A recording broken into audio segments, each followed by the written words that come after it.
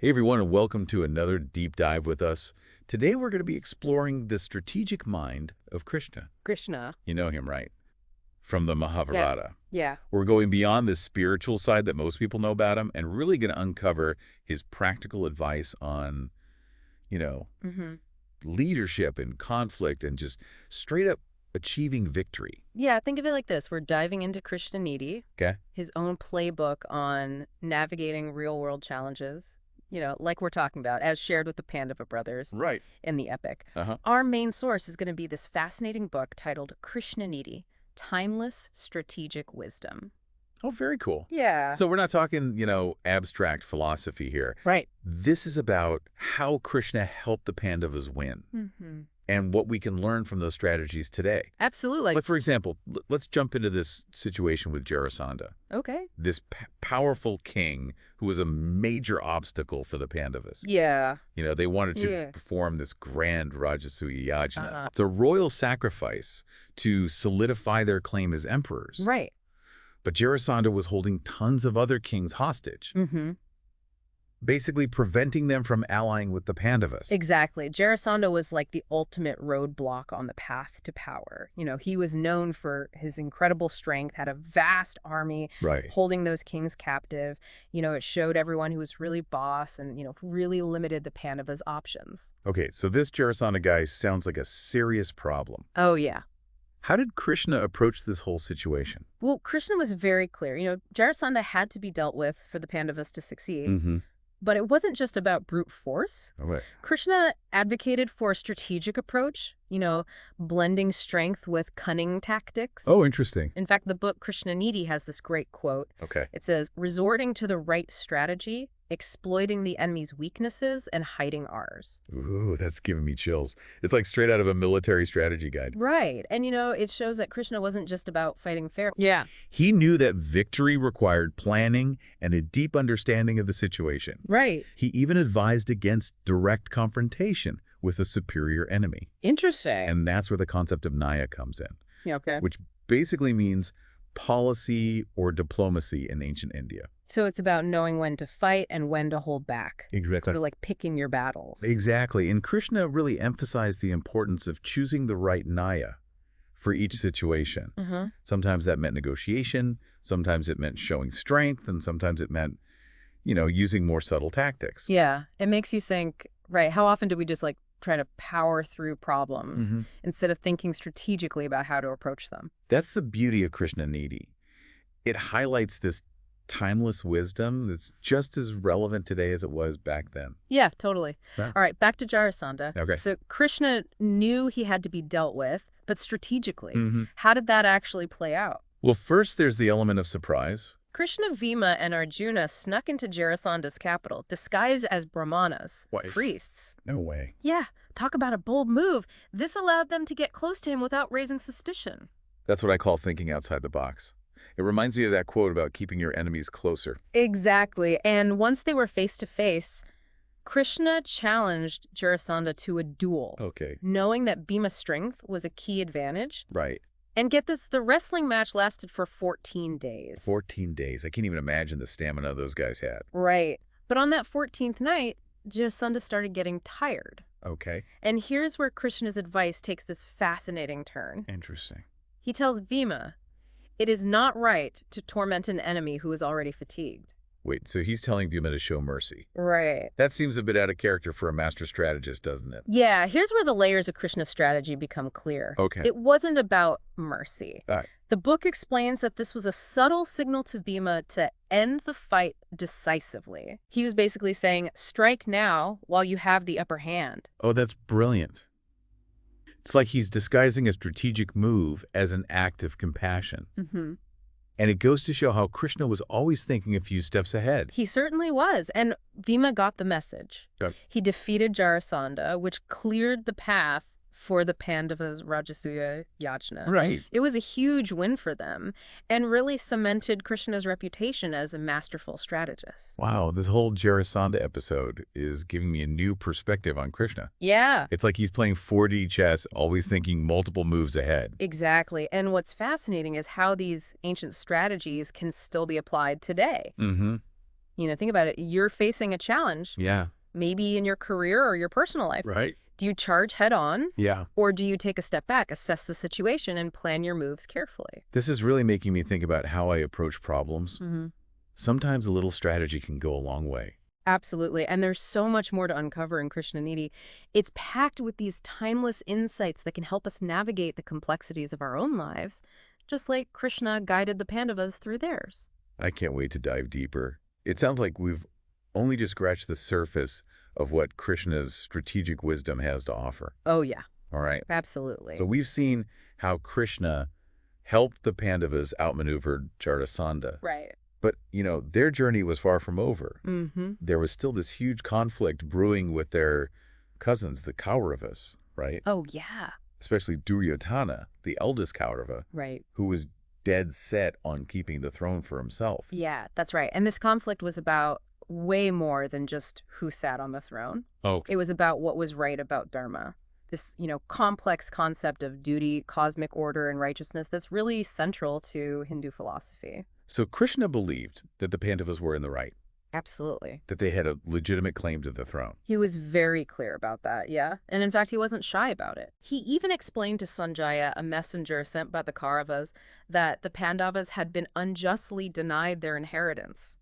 So in Krishna's view, this wasn't just a power grab. No. It was about fighting for justice. It was about righting a wrong. So would that make it like a just war? Yeah, it's a good question.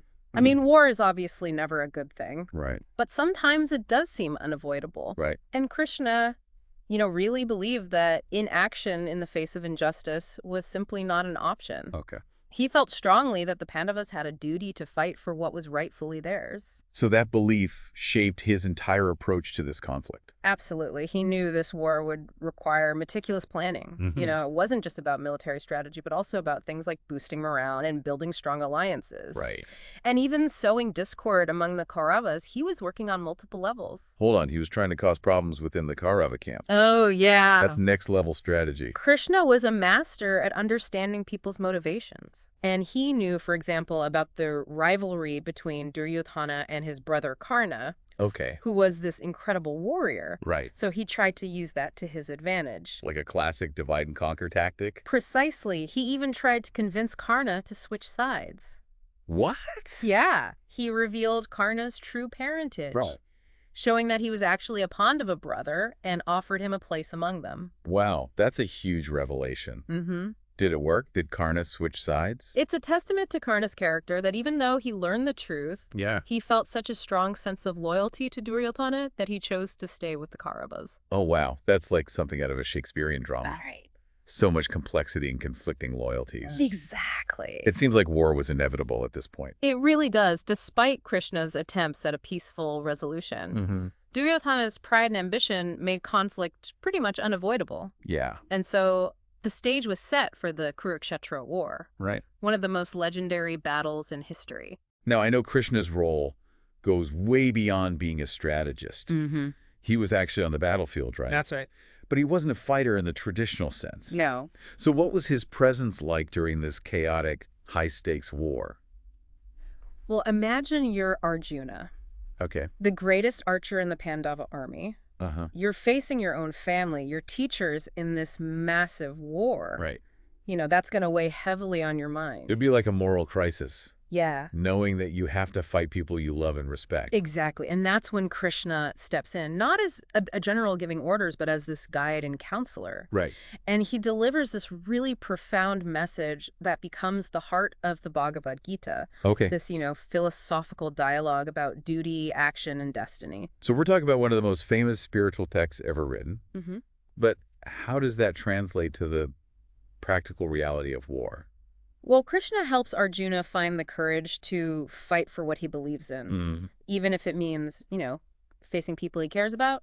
Right. He reminds Arjuna of his duty as a warrior Okay. to uphold Dharma. So he's providing emotional and spiritual support, not just tactical advice. Exactly. And this kind of support wasn't limited to Arjuna. Okay. He also guided Yudhishthira, the eldest Pandava, who is known for his righteousness, Right. helping him navigate these difficult moral choices that inevitably come with, waging war. It makes sense, even in a just war. Yeah. There's got to be like this heavy weight of responsibility. For sure. What kind of guidance did Krishna offer in that situation? Well, he encouraged Yudhishthira to embrace his role as a righteous king, to focus on rebuilding and establishing a just and prosperous rule. Okay. He reminded him that leadership wasn't just about winning battles. Right. It was about building a better future.